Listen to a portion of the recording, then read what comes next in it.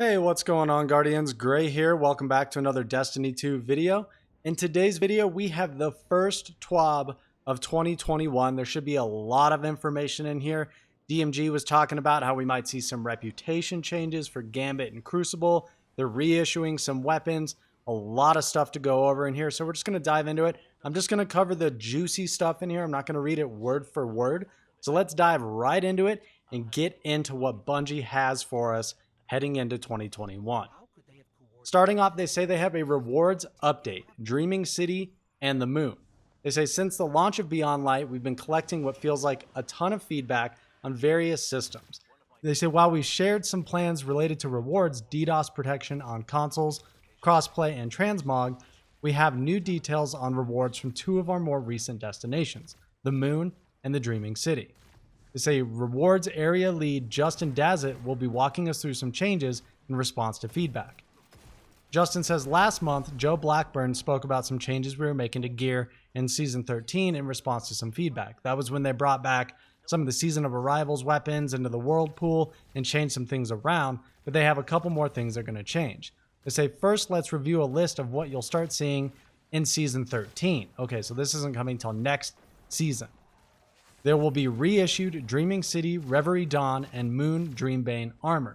These will drop with high stats when earned from either of the dungeons, either Shattered Throne or Pit of Heresy. The final chest in Pit of Heresy will no longer drop a fully masterworked piece. Instead, the Dreambane armor that drops will have 7 energy and is guaranteed to drop with at least a 16 in 2 different stats and higher stats overall. So that's kind of nice, some high stat armor guaranteed. They say they're going to reissue 4 weapons from the Dreaming City with new perk pools: Waking Vigil, Sleepless, Vouchsafe, and Retold Tale.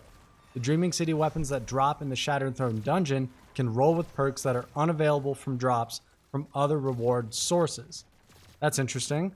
They say they're also reissuing 4 weapons for the Moon with new perk pools. That'll be Premonition from the Pit of Heresy, Heretic, Blasphemer, and Apostate.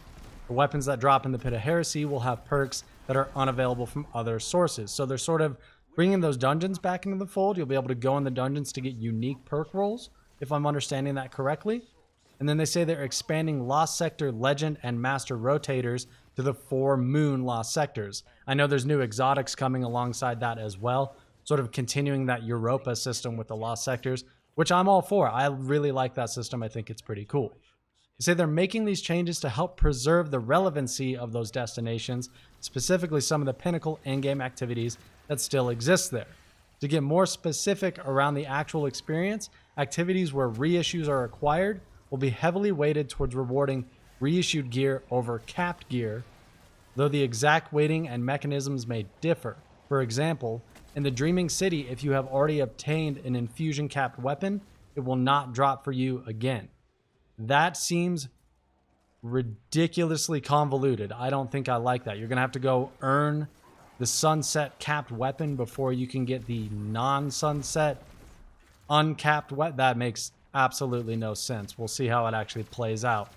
They say while not every gear source or legendary reward will be kept up to date for the entire lifetime these destinations are available, we do believe there's high value in targeting specific activity drops for continued relevancy. So I do think it'll be cool to go into the dungeons again and get unique perks and stuff, but we'll see how this all plays out. I think it sounds like sort of some excuses and backpedaling a little bit, if you ask me. Moving on, they say turn in those tokens. They say since Destiny 2 launched, Guardians have been amassing vendor reputation tokens. These could be turned in for legendary gear, which would usually be dismantled for shards and materials. Looking to the future, the team is excited to update the ways in which you earn reputation with ritual vendors and the rewards that come from them. Justin says the rewards for continuous playlist completion has been a subject that's come up several times as we looked over Beyond Light feedback, and we're happy to announce some changes coming to Gambit, Crucible, and Strikes. Firstly, we'll be adding 2 new unique weapon rewards to each of the 3 playlist rituals, so 6 total, 2 for Crucible, Gambit, and 2 for Strikes. These weapons are in addition to the ones added in Season of the Hunt and continue to have a small chance to drop at the end of the activity. Say starting in Season 13 for Gambit and Crucible, and in a future season for Strikes, rank rewards will be visible on the ritual vendors.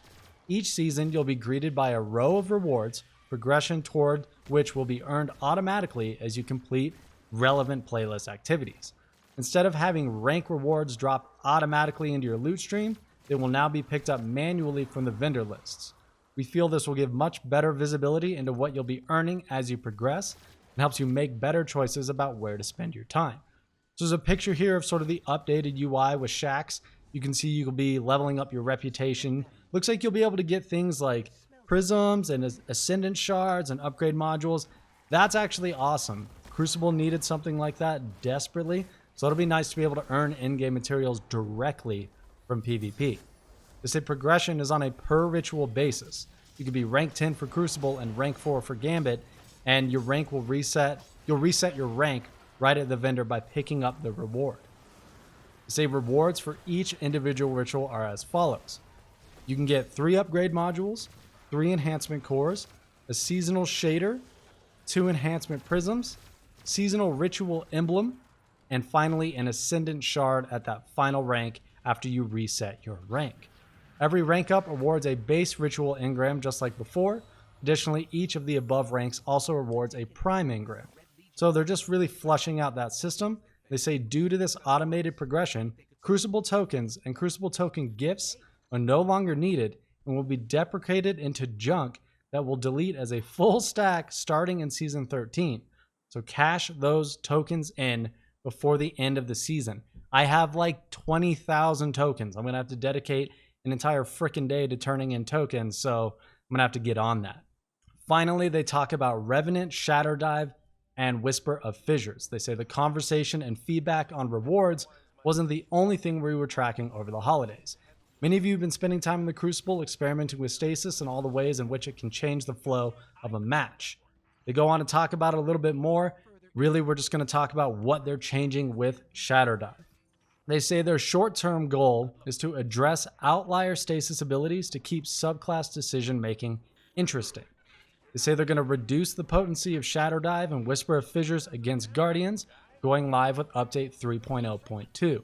Shadow Dive now has damage fall-off versus unfrozen targets, max range damage reduced from 50 to 5, damage reduction during ability reduced from I don't agree with that at all. They say it's reduced from 50% to 25%. It shouldn't have any damage reduction at all. Whisper of Fissures, they say they reduced max min damage versus non-super players. They reduced damage across the board. Reduced detonation radius versus players from 10 meters to 9 meters. And they say they're going to investigate the efficacy of the Stasis Titan Behemoth Super. We want to let the above change settle to see where Behemoth stands in our PvP hierarchy, but that's next on the radar. It's pretty frustrating, honestly, if I do say so. It's really not that difficult to understand where the outliers are, and Bungie needs to get on it with changing that stuff. Their midterm goal says improve PvP subclass usage and win rate balancing. Say addressing stasis ability outliers will help us lower the ceiling, but we also want to pull up other underperforming light subclasses. They say they want to review our ability to gunplay balance in PvP. Say Destiny is a game about both explosive space magic moments and intrinsically satisfying gunplay. Especially in our 3v3 playlists, the usage of abilities has climbed as we introduce more and more ways to charge them quickly. We're still in early discussions, but we're looking into restoring a better balance where proper gunplay is rewarding in these playlists. They say a few of you noticed that prior to our holiday break, we were able to get a few sandbox changes delivered faster than expected. Thanks to changes on Destiny 2's backend and the DCV, our patch pipeline is much quicker than before.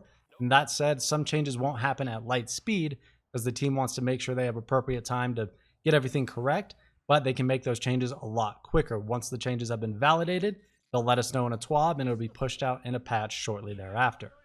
Scrolling through the rest of the TWAB, it's just a ton of known issues and fixes they have planned. Too much to read here, guys. I'll link the TWAB in the description below so you can go read it for yourself. I'm not too pleased with these changes, honestly. I'm going to be completely honest with you guys. Shadow Dive is insane. Titan Behemoth is way overtuned, and everybody knows it, and Bungie needs to figure it out. They don't need to take a month off every year. They do this every single year during the holidays. They take a month off, the game falls apart, and then they have to pick up the pieces after the holidays every year. So pardon my rant. but this isn't what we're looking for. This isn't good enough, and they're going to need a lot more to make things better. I think the vendor changes look good, but it really just seems like shuffling more things around. It's not really changing what PvP is about. I'm not going to be more obligated to go in there just for an Ascendant Shard. There needs to be something unique to the playlist besides an emblem or a shader. They say, while we may not be in the office, it feels great to be back in the saddle. Always enjoy diving through feedback, discussing the future of Destiny with the team, and figuring out how to tackle the challenges of a new year. Cheers to all who've walked this path with us since 2014. It's crazy to think how far we've come, and we still have so far yet to go. See you in the wild, DMG. So that's the first TWAB of 2021, guys. A lot of feedback in here. There's a lot going on with the community right now. Destiny is in a very interesting place. I don't blame Bungie for the state of it, but they have a lot of work to do to get it back to where it needs to be. So share your thoughts with me. Let me know what you guys think. How are you feeling about the state of the game right now? I always like to have that discussion with you guys. But that's everything for this TWAB. Let's talk about it in the comments. Thank you guys for stopping by. Take care.